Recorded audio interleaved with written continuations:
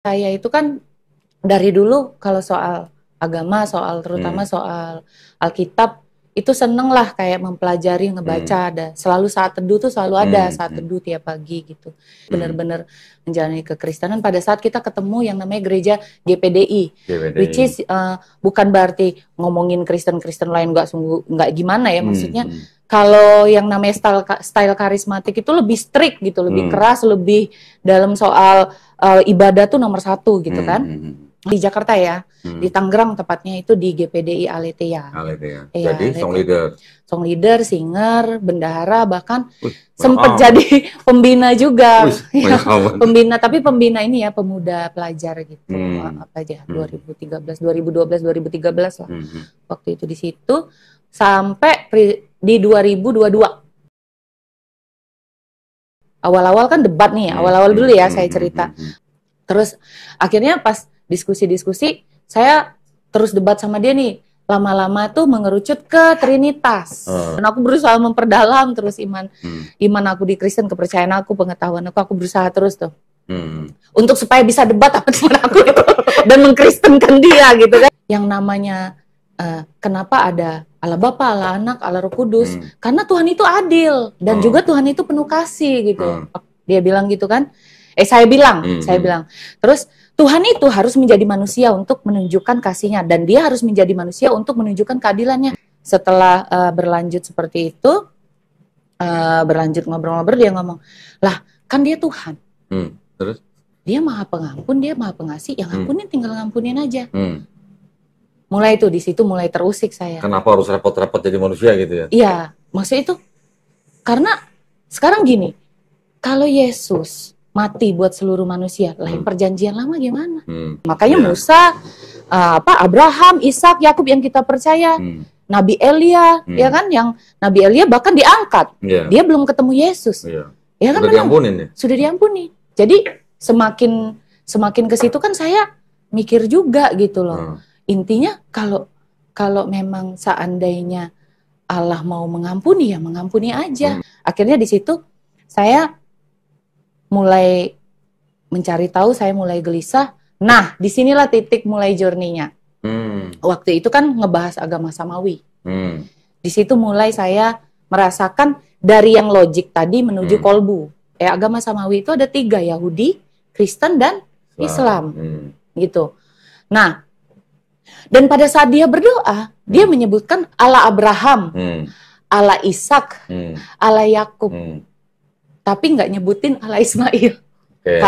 Kalau di Al-Baqarah kan Allah Ibrahim, ya kan? Allah Ishak, Allah Yakub, Allah Ismail, ya kan? Nah kalau di sini Allah Abraham, Allah Ishak, Allah Yakub. Ismail nggak disebut. Nggak disebut.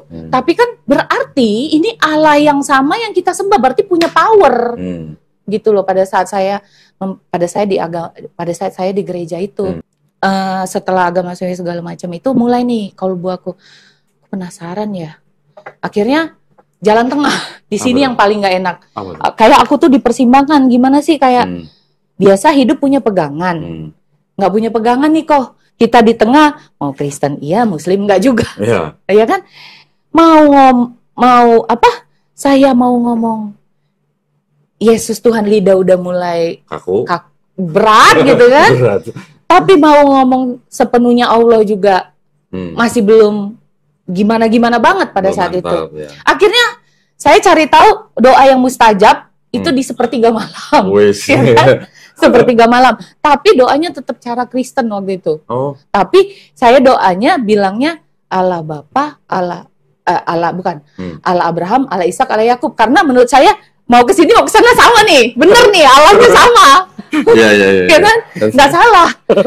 Saya bilang. Terus jadi saya bilang, ya Allah tolong kasih tahu saya sebenarnya Yesus itu Tuhan apa enggak sih? Saya berdoa saya berdoa kepada Allah Bapa, Allah Abraham, Allah Ishak, Allah Yakub. Saya bilang gitu karena kan sama nih. Ya, saya nanya nih. Itu sepertiga malam pertama. Nah, di situ journey kalbu makin kelihatan.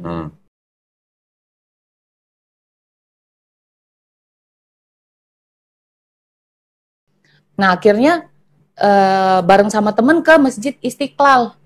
Beraniin diri. Iya, masih pakai kalung salib. Iya, disembunyiin gitu. Karena pengen ngerasain dulu ini. Gitu. Iya. Masih pakai kalung salib, masuk. Nah, di sini tuh perjalanan aku menuju Muslim itu tuh saya minta ajarin orang berwudu tuh, bayangin 3 kali orang nolak aku loh. Saya sampai nggak nyangka, maksudnya maaf ya, kok bisa ya orang Muslim, kan aku cuma minta ajarin wudu gitu kan. Bu, saya masih pertama sekali, saya pengen belajar wudu, boleh diajarin ya gitu. Oh maaf, saya lagi sibuk karena udah mau buru-buru pergi.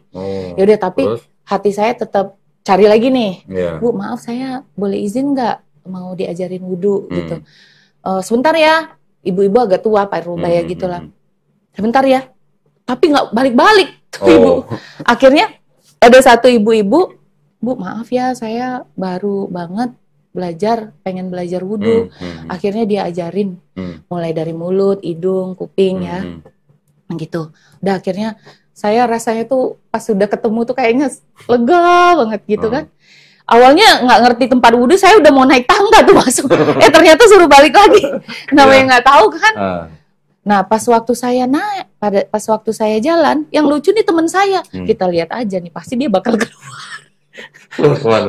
Makanya nggak mungkin dia berani kan, maksudnya ke dalam situ, maksudnya nerusin, ngambil wudhu segala macem, gitu kan. Yang ternyata yang di luar ngomong nih, ini bakal keluar nih, gua tunggu aja dia bakal keluar nih. Jadi nggak taunya enggak gitu kan. Pas aku sudah selesai wudhu, saya balik lagi ke tangga. Tujuannya mau ngejar biar jamaah. Kalau jamaah kan ngikutin, jadi bisa belajar gerakan. Memang tapi Allah tuh untuk dengan aku tuh beda kali ya. Bayangin, aku kan belum punya mukena. Aku nggak ketemu mukena sama sekali. Lah terus pas masuk itu belum pakai hijab? Nggak pakai hijab, tapi kan bajunya ketutup. Bajunya ketutup kan, sopan gitu kan. Maksudnya, ya saya nggak ketemu mukena, tapi alhamdulillah ada orang Aceh. Terus? Akhirnya nemenin aku lah, nungguin kena berdua. Nah si orang Aceh ini tuh saya bilang nanti itu ya boleh ya jamaah ya kita ya berdua aja gitu. Akhirnya pas ngobrol-ngobrol aku ceritain lah kisah aku. Dia itu udah sadar atau belum? Belum sadar. Aku pengen ini dulu. Pengen apa namanya tuh? Sholat. Gitu. Nah pas aku sadar itulah baru kalung aku lepas semua. Udah yakin akunya. Saya sholat sendiri. Tadinya kan mau berdua nih. Yang lucu datang nih sebiji doang. Yang pakai apa? Yang mukenanya cuma datang satu doang. Jadi saya harus nunggu dia selesai. Tapi maksudnya saya seingat saya dan sebatas kemampuan saya. Yang penting niat saya benar-benar pengen bisa belajar sholat. Saya pengen masuk ke dalam yang masjid yang saya lihat itu. Saya pengen masuk di dalam itu ada apa gitu. Kok saya nggak boleh masuk gitu kan? Aku penasaran. Waktu nyari buku sholat itu buku yang ini bukan? Oh, enggak kecil supaya bisa disembunyiin. Tapi ini aku lihat juga di toko Gunung Agung. Tapi udah bawa aja itu. ini lebih komplit ini. Oh, ini lebih komplit ya. Iya. Ada yang lebih tebal lagi tapi kebanyakan lah. Ini yang standar lah. Aku yang kecil itu biar enak kan dibawa. Terus kan karena kenapa kecil biar bisa disembunyiin di bawah jok.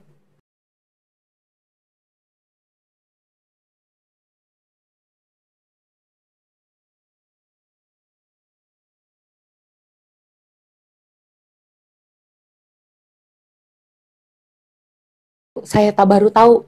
Sumpah demi Allah, saya nggak tahu kalau ternyata kalau hari kiamat itu yang namanya matahari kan di Al-Quran itu cuman berapa jengkal dari bumi kan.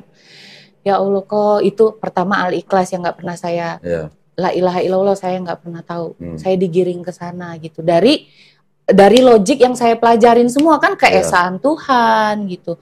Terus tentang hari kiamat. Dari situ saya takut kok. Karena kan udah ngomongin soal kiamat nih.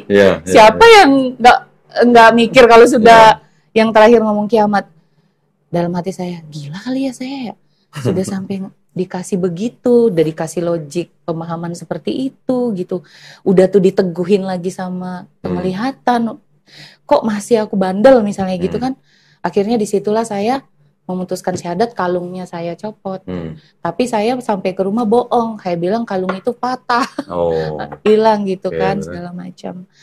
Ya, nah di rumah mulai tuh saya pergumulan, kesulitan saya adalah saya pengen sholat susah kan, tapi kepengen banget tetap sholat gitu. Akhirnya saya pakai selimut gitu pura-pura, tapi aduh mama kedinginan nak, saya ngomong sama anak saya gitu, mama ini dulu deh ya, mama mau doa. Padahal aku ngomongnya bilang mau doa, cuman memang kepala aku kerudungin sampai full gitu kan. Karena kata temenku kalau niat sholat itu nggak harus ini loh, nggak harus pakai segala macam. Bisa di tempat tidur kamu, yang penting hatinya benar-benar. Termasuk waktu yang di Istiqlal itu aku dengar suara ibu-ibu samar-samar. Itu dia sendirian datang. Ya udahlah biarin lah, yang penting niatnya. Kayaknya salah deh aku waktu itu. Kayaknya aku mungkin ada yang salah deh waktu itu.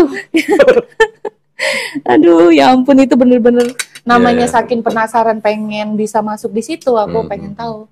Ternyata kan memang saya pas akhirnya saya cari tahu sendiri majelis Mu'alaf Center Indonesia, saya cari-cari tahu, ketemu Bunda Sri Fatimah waktu itu.